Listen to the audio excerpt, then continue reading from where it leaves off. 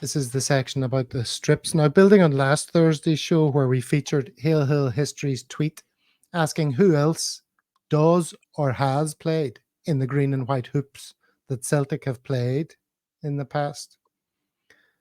We're going to do this little bit now. Now, Hill Hill History, as it's coming up to Christmas, I want to shine a light on this book. If you're looking for another stocking filler, Hill Hill History.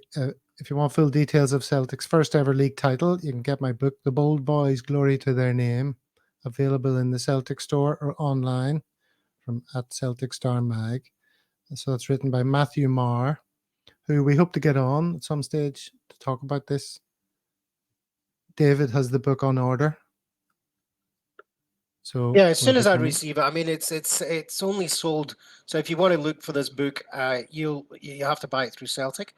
It's not on Amazon. It's not on Google Reads or otherwise because I looked. And usually Celtic are pretty good when it comes to delivery. As soon as I get the book, I'll read it, and then we'll get a wee video together, and hopefully in time for having a guest on. And here's some information Matthew says about what it's about. Obviously, games, kidnappings, transfers are very different in that era in the 1890s. Riots, fan violence was much more common in those days. The new Celtic Park, so it was the season just after they moved from the original ground to this one. Bit of Celtic politics. Brother Walfred left to go to London. And this is one part of a wider fight amongst Celtic officials on how the club should be run. You know, the way we all go on about, oh, it was set up as a charitable act. That didn't last very long. Very quickly, that shifted to become a money-making enterprise, and not everyone was happy with that. Football in the 1890s. So lots there. Now, the question as to who else played in the hoops, let's just run through some of these. Bucky Thistle, as we all know, coming up soon. Shamrock Rovers. These are all teams that play in green and white hoops at some time in their history that we have played. Sporting Lisbon. Belfast Celtic.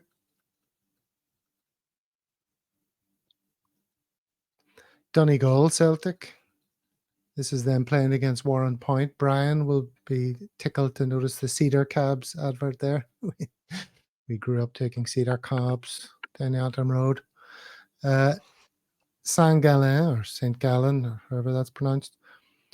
Do you like how they used to pose in the old days? It's a shame we don't pose like that anymore, footballers. You've got like your older sister on the living room floor pose there.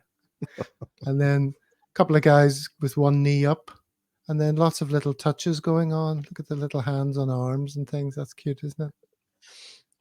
We should recreate that sort of pose among modern day players. Yeovil Town.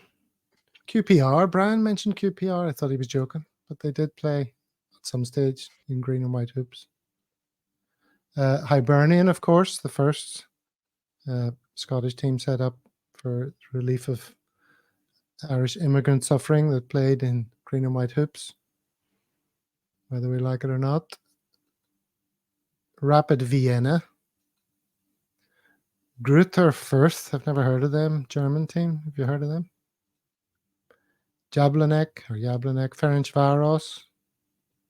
Real Betis.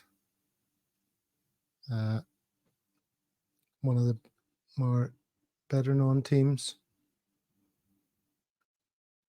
Merthyr Tydfil. If only we had Ian on to tell us about Merthyr. How did we play them?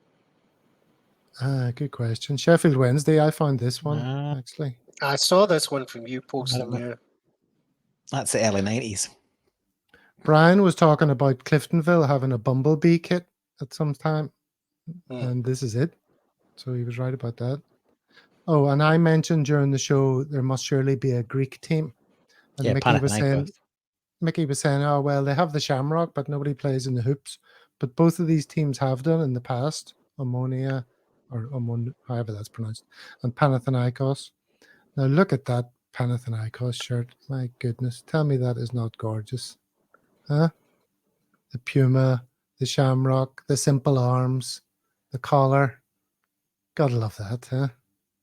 Don't you think? If it's not broke, don't fix it. It's gorgeous, isn't it? That is quality. The old tops are class before all the greedy bastard sponsors. You're absolutely right. Mm. That's a beautiful top, but if you stick a flipping alphabet in lowercase in the middle of that, and yeah, there you go. Sponsorless always. Always sponsorless. The hell with these sponsors.